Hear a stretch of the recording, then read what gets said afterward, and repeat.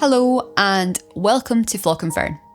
If you're new to knitting, you might have noticed that your stitches feel really tight after you cast on. But don't worry, you're definitely not alone. Tight stitches are one of the most common beginner challenges, and today I'll share my favourite tips to help you loosen them up so your knitting feels smooth and comfortable. Tip number 1, relax your grip. When you're first learning, it's easy to hold the yarn and the needles in a deft grip, and it makes it really hard to get your needles into the next stitch and you're pulling the yarn way too tight. This is mainly because you're concentrating so hard. You're trying to consciously make sure you don't drop any stitches, but you're making it harder for yourself. So relax your hands and let the yarn flow more naturally. Think of it like holding a bird. You don't want to squish it, but you don't want to let it fly away either. Tip number 2, use 2 needles for casting on. So this is one of my favourite tricks, especially when you're doing the long tail cast on, or whatever method you're using. Try holding 2 needles together instead of just one. And then we're going to cast on over both these needles, and then slide one out, and you'll instantly have stitches with a little more breathing room, and it'll make working your first row much easier. So let me show you what I mean.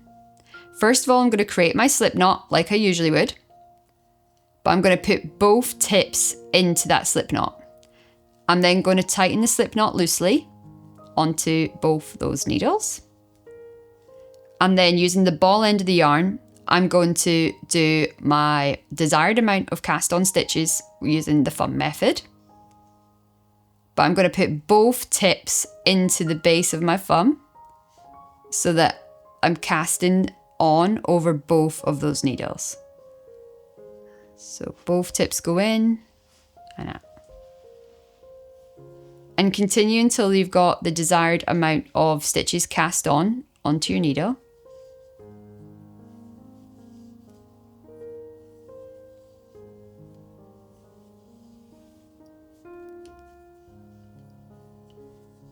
And then once you've got the amount of stitches that you need, or the number of stitches that you need, slide that top needle out,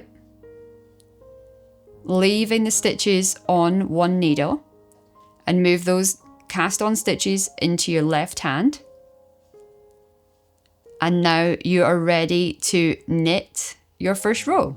And what you'll find is it's so much easier to go into each of these stitches while you're knitting that first row. No more tight stitches. But remember to keep it loose but firm on the new stitch. Don't start tying it, don't start with a deft grip.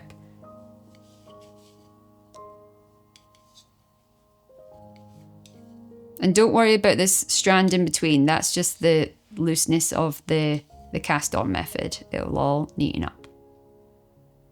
So that's the 2 needle method for cast on. So if you're finding these tips helpful, I'd really love it if you could hit the subscribe button. By subscribing, it's completely free, but it really supports the channel and helps us keep making videos like this just for you. So if you like more knitting tips and tutorials, go ahead and click that button and give us a thumbs up. If you hit the little bell icon as well, you'll get a notification every time we post a new video. Thank you so much. It means a lot to us. Okay, tip number 3 when casting on is to try a larger needle size. So another easy fix is to go up in the size from what's been recommended within the pattern. For example, if your project's called for 4mm knit needles, cast on with a 5, and then switch back to the regular size for the first row. By switching up to a larger size, it'll help keep things nice and flexible. Tip number 4 is practice.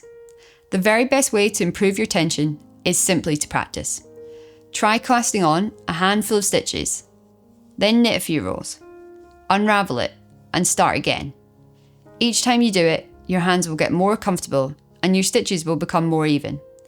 Think of it like learning to play an instrument. The more you repeat those basic movements, the more natural they'll feel. And before you know it, your tension will start to settle into a lovely and consistent rhythm. So those are my tips for tackling tight stitches after casting on. Remember, this is such a normal part of learning, and with a little practice, it gets so much easier. If you give these tricks a try, let me know in the comments which one worked best for you. I'd love to hear from you. Thanks so much for watching, and as always, happy knitting.